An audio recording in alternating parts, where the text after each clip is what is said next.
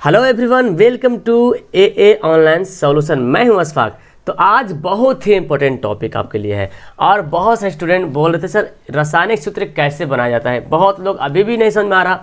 तो देखो, आपका जो भी एग्ज़ाम हो, चाहे वो क्लास 8 हो या 9 हो या 10 हो या 12 हो, किसी भी क्लास के आप हो या किसी भी बोर्ड का हो, किसी भी स्टेट का हो, कोई मतलब नहीं उससे, ठीक है। रासायनिक सूत्र अगर आपको बनाने के लिए नहीं आता है तो मैं आपको 100% गारंटी दे रहा हूँ कि आपको अभी सिखा दूंगा। वीडियो को शुरू से लेकर आखिर तक देखना, लेकिन उसके लिए आपको कुछ करना पड़ेगा। करना क्या है, आपको जो मैं करने बता रहा हूँ वो आप ही के लिए, ठीक है। करना यहाँ पे क्या है, ये जो मैं लिखा हूँ यहाँ पे hydrogen, lithium, sodium, potassium, cuprous, silver, है ना, इसको आपको याद करना पड़ेगा। और कुछ कुछ है जो याद करना पड़ेगा, कुछ क्या आपको बनाना पड़ेगा। जैसे कि इसको आप बोलेंगे सर इतना याद करना तो बहुत हार्ड लग रहा है। जिसपे देखो +1 है मतलब एक आयन है, +1 है मतलब एक है, जहाँ पे देखो +2 मतलब 2 आयन है, यहाँ पे देखो 3, यहाँ पे माइनस पावर, देखो एक पावर, यहाँ पे एक पावर माइनस में, तो मतलब माइनस में 1 पावर है, ठीक है। अब अगर आप सोच रहे सर ये कैसे बनाते हैं, ये एक आयन ऐसे आया कैसे, तो उसके लिए मैं एक और आपको बता दूँ। यहाँ पे थोड़ा सा आपको सबसे पहले क्या करना पड़ेगा, परमाणु संख्या याद कर लीजिए, ठीक है। परमाणु संख्या पहले आपको याद होना चाहिए। परमाणु संख्या मान लेते हैं, सोडियम का याद कर लिए, सोडियम का मान लेते हैं 11 होता है परमाणु संख्या। उसके बाद आपको इलेक्ट्रॉनिक विन्यास भी बनाने के लिए आता होगा। इसको 2, 8, 18, 32 में कैसे तोड़ते हैं, तो 2 में टूटा, 8 में टूटा और क्या बच गया, एक। इतना तो आपको पता ही होगा, आप क्लास 9, 10 में पढ़ रहे हो तो इतना तो पता ही होगा कि इसका परमाणु संख्या कितना होता है, किस नंबर का, किस तत्व का परमाणु संख्या कितना होता है, ठीक है। और उसका इलेक्ट्रॉनिक विन्यास कैसे निकालते हैं, तो जो इलेक्ट्रॉनिक विन्यास जब निकालोगे तो जो आखिर में जो बचेगा वो संयोजकता कहलाता है। क्या कहलाता है, संयोजकता। और यही यहाँ पे +1 होगा या -1 होगा, इसी से मतलब इसको डिनोट करेंगे। तो 2, 8, 1 है, तो हर तत्व चाहता है कि हम आखिर ये गैस की तरह बन जाए। तो अगर इसके आखिर में 1, 2, 3 अगर आता है तो ये त्यागने की कोशिश करता है कि इसको त्याग देते हैं, ठीक है। और अगर 5, 6, 7 रहता है तो सोचता है कि हम इसको ग्रहण कर लें, ठीक है, अपने आप को ग्रहण कर लें। तो देखो, अगर सोडियम है तो सोडियम अगर बनना चाहता है 8, चूँकि आखिर ये गैस सभी के आखिर में 8 जो है संख्या है, ठीक है, इलेक्ट्रॉन की संख्या 8 है। तो अब यहाँ पे ये जो सोडियम है चाहता है कि हम इसको त्याग दें, तो इसको एक हटाना पड़ेगा यहाँ से, तो 2 और 8 बन जाएगा। तो एक त्यागा, इसका मतलब एक त्यागे का मतलब क्या, सोडियम के पास पहले से था, सोडियम के पास एक पहले से था, तो मतलब यहाँ पे प्लस देंगे। 1 लिखने की जरूरत नहीं, प्लस लिख दे, समझ लो कि एक त्याग रहा, ठीक है। अब जैसे यहाँ क्लोरीन की बात कर लेते हैं, 2, 8, 7, क्लोरीन का 17 होता है परमाणु संख्या, 2, 8, 7 में तोड़ लेते हैं। अब ये चाहेगा कि हम एक ग्रहण कर लें, है ना, एक इलेक्ट्रॉन ग्रहण करके हम 8 बन जाए, क्योंकि 2, 4, 5, 6, 7 रहेगा तो समझना कि ग्रहण करने की कोशिश करेगा ये। तो ग्रहण जब कर लेगा तो ये तो बन जाएगा 2, 8, 8 बन जाएगा, आखिर गैस की तरह बन जाएगा। लेकिन यहाँ पे जब ग्रहण किया है तो फिर यहाँ पे माइनस का निशान देंगे, क्योंकि एक इलेक्ट्रॉन ग्रहण किया, ठीक है। एक इलेक्ट्रॉन ग्रहण किया तो एक यहाँ पे माइनस बनेगा। अगर 2 इलेक्ट्रॉन ग्रहण करेगा तो 2 माइनस आएगा, ठीक है। 3 इलेक्ट्रॉन ग्रहण करेगा तो 3 माइनस आएगा। अब यहाँ पे माइनस प्लस क्यों दे रहे हैं, क्योंकि देखो ये त्याग रहा, त्यागने मतलब क्या, उसके पास पहले से है ना, पॉजिटिव है ये पहले से, इसलिए त्याग रहा। और ये ग्रहण कर रहा तो ये ऋणी बन गया ना, कर्जदाता बन गया, तो इसलिए यहाँ पे माइनस हो रहा। और कुछ यहाँ पे एग्जांपल देख लो, जैसे ये देख लो, ऑक्साइड का देख लो। ऑक्साइड किससे बना, ऑक्सीजन से बना, ठीक है। ऑक्सीजन का परमाणु संख्या कितना होता है, आप बोलेंगे ऑक्सीजन का परमाणु संख्या 8 होता है। 2 hydrogen, helium, lithium, beryllium, boron, carbon, nitrogen, oxygen, इस तरह से याद करना। इसको तोड़ेंगे 2 और 6 में टूटेगा, ठीक है।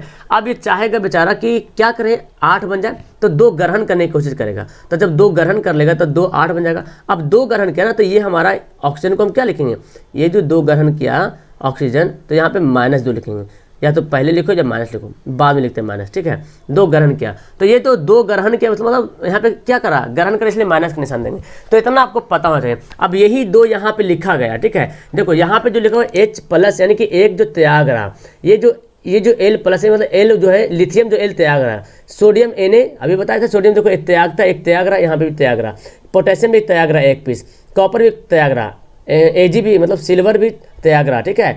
और कैल्शियम भी देखो 2 त्याग रहा, कैल्शियम, कॉपर, इसको क्यूप्रिक पढ़ेंगे, क्या पढ़ेंगे, क्यूप्रिक, 2 त्याग रहा। और फेरस देखो 2 त्याग रहा, यहाँ पे 2 ऊपर जाएगा, 2 त्याग रहा, Zn भी 2 त्याग रहा, ठीक है। और प्लम्बम ये भी लेट होता है, 2 त्याग रहा, मैग्नीशियम भी त्याग रहा। यहाँ पे देखो फेरिक है, ये Fe3+, मतलब 3 त्यागरा। स्टैनम एक देखो, स्टैनम है, स्टैनिक है।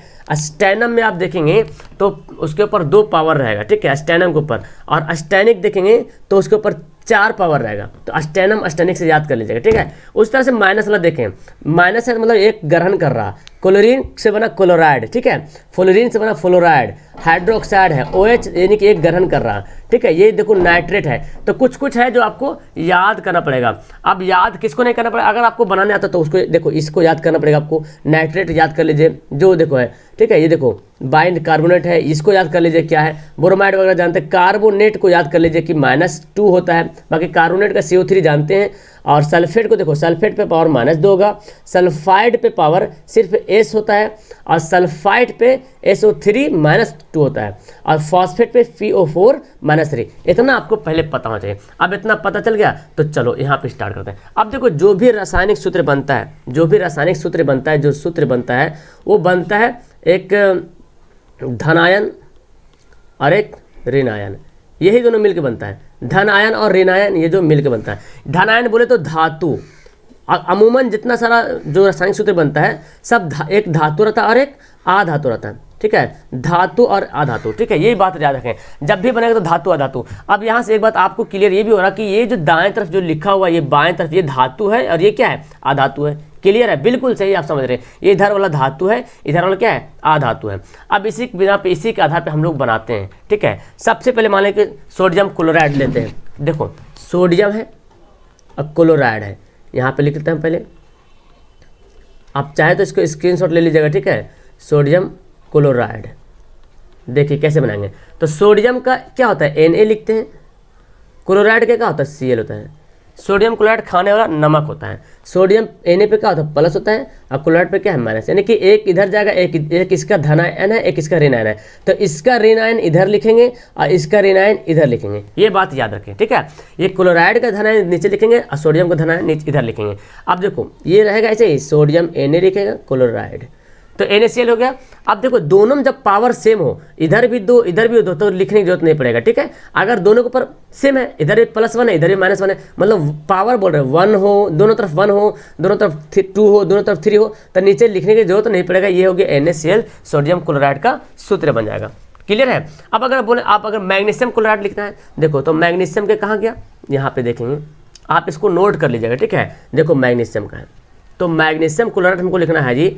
तो मैग्नीशियम का क्या है, मैग्नीशियम का Mg है, ठीक है। अब क्लोराइड का क्या था, Cl था, ठीक है। तो मैग्नीशियम पर पावर कितना था, 2 ये था, अब क्लोराइड पर 1 था। तो इसका इधर जाएगा, इसका इधर जाएगा, तो मैग्नीशियम तो लिखाएंगे Mg, ठीक है। कितना आसान से बनेगा, और Cl लिखेंगे। तो इधर जो पावर 1 है, तो 1 तो जानते हैं हर जगह 1 तो हमेशा मौजूद होता है, लिखने की जरूरत नहीं पड़ता है, 1 लिखने की जरूरत नहीं है। लेकिन मैग्नीशियम का यहाँ पे 2 लिखना पड़ेगा। ये हो गया मैग्नीशियम क्लोराइड। समझ में आ रहा, बहुत ही मजेदार से आपको समझ में आएगा। आप किसी से क्लोराइड ऑक्साइड सब बना सकते हो। अब जैसे यहाँ पे देख लो, यहाँ पे कुछ और पोटेशियम नाइट्रेट बनाते हैं, ठीक है। पोटेशियम नाइट्रेट देखो, तो पोटेशियम नाइट्रेट के यहाँ पे देखें, पोटेशियम का क्या होता है, K होता है, एक नाइट्रेट का क्या होता है, NO3। आप पहले इसको याद करना पड़ेगा, NO3 मिलकर नाइट्रेट बनता है। अच्छा नाइट्राइट अलग होता है, नाइट्रेट अलग होता है, ये बात याद रखें। नाइट्राइट में सिर्फ N3 होगा और नाइट्राइट में NO3 पर पावर -1 होगा, और नाइट्राइट में -3 होगा,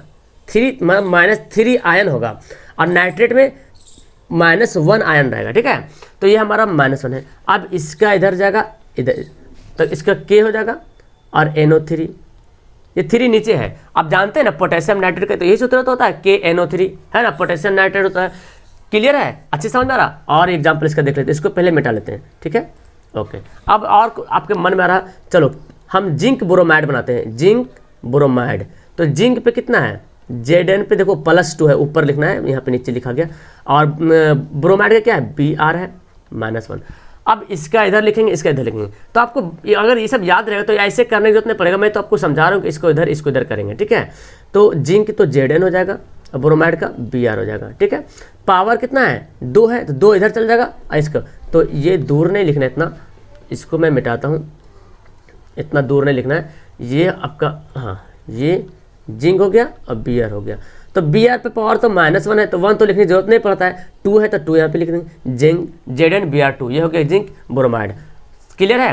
अब अगर आपको बोलते हैं जैसे कि सल्फ्यूरिक अम्ल, अगर आपको बोलते सल्फ्यूरिक अम्ल का सूत्र क्या होगा, सल्फ्यूरिक अम्ल, तो सल्फ्यूरिक अम्ल का पहले जानना पड़ेगा, सल्फ्यूरिक अम्ल का सूत्र कम से कम याद होना पड़ेगा, उसको सूत्र में क्या बोलते हैं, ठीक है।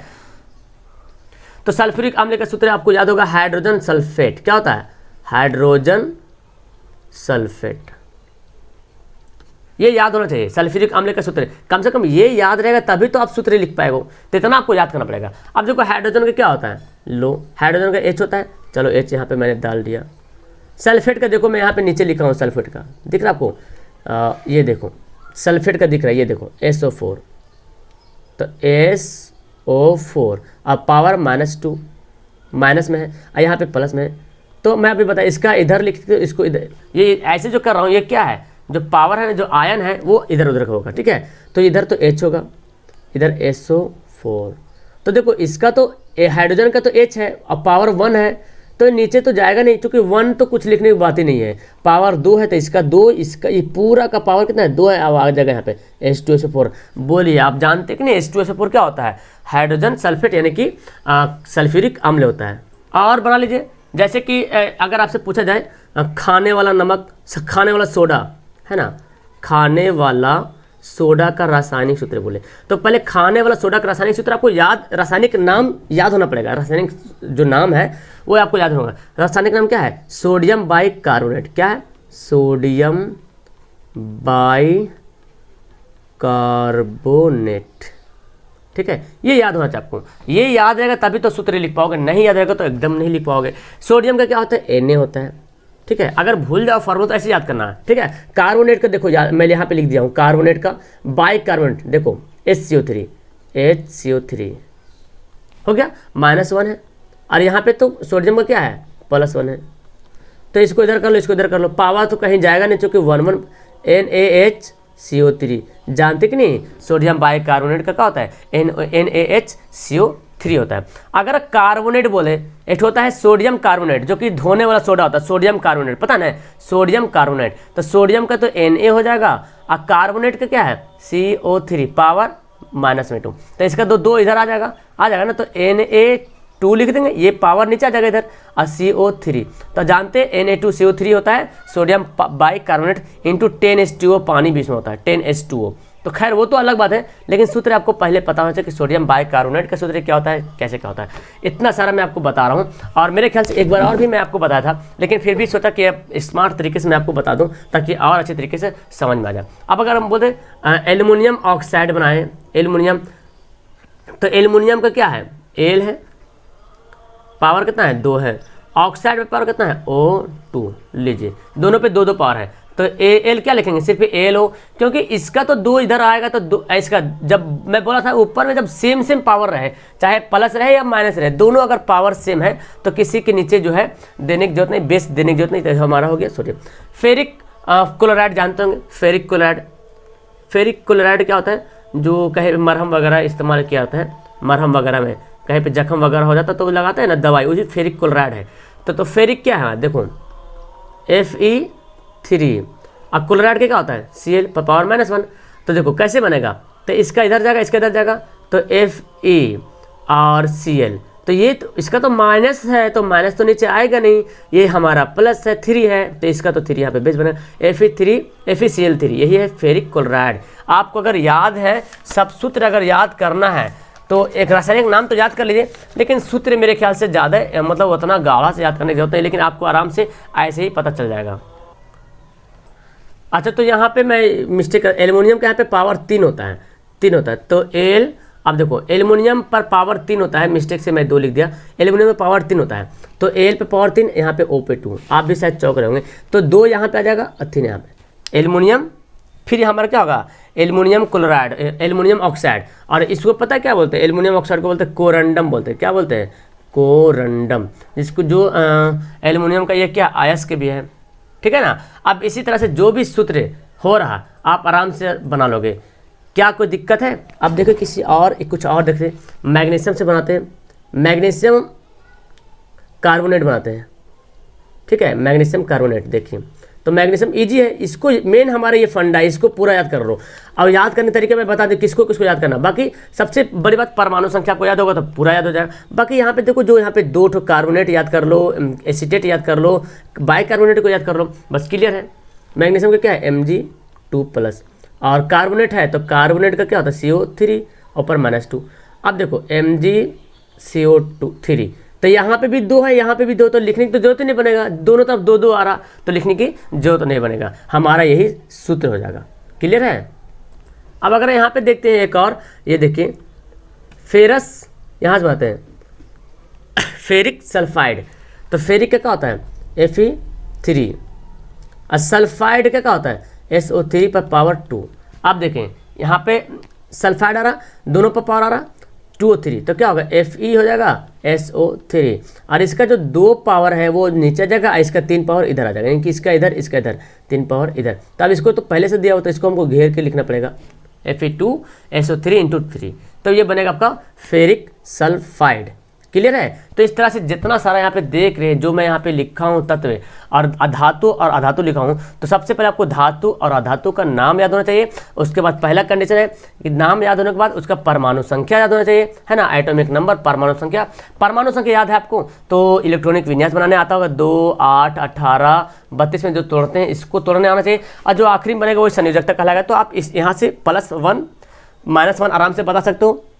बस यहाँ पे हाइड्रोक्साइड को देखना पड़ेगा, नाइट्रेट को याद करना पड़ेगा आपको, और बाइकार्बोनेट को याद करना पड़ेगा, एसीटेट को याद करना पड़ेगा। फिलहाल बाकी सब तो याद होगा। देखो सल्फाइड, सल्फेट और सल्फाइड, ये तीनों कन्फ्यूजन मत होना, अच्छे से याद करना। और अस्टैनिक और अस्टेनम किसी भी क्लास के हों, बिकॉज एग्जाम में तो आएगा ही आएगा रासायनिक सूत्र लिखने के लिए, तो रासायनिक सूत्र से पहले रासायनिक नाम आपको याद होना चाहिए, तभी होगा। ठीक है, उम्मीद करता हूँ कि आपको रासायनिक सूत्र बनाने के लिए बहुत ही अच्छी तरीके से समझ में आ गया होगा। अगर फिर भी इसमें दिक्कत हो तो मुझे कमेंट करें, लेकिन मैं अपनी तरफ से पूरा बोलता हूँ, जो भी यहाँ पे कुछ भी उठा लो, यहाँ से जो भी उठा लो, और इसमें जब भी बनेगा तो ये दोनों मिलकर बनेगा, जो भी उठा लो और आप बना के देखो, नहीं बनेगा तो बताना मुझे। कुछ भी बना लो, सिल्वर नाइट्रेट बना लो, एकदम Ag हो जाए, सिल्वर नाइट्रेट का होता है N, तो Ag नाइट्रेट, अच्छा नाइट्रेट यहाँ पे AgNO3, है ना। तो यहाँ पे देखो इस पर +1 है, इस पर क्या होता है -1, AgNO3 सिल्वर नाइट्रेट बन गया आराम से, एकदम इजी से बनना। बस सिर्फ आपको ये प्लस वाला और ये माइनस वाला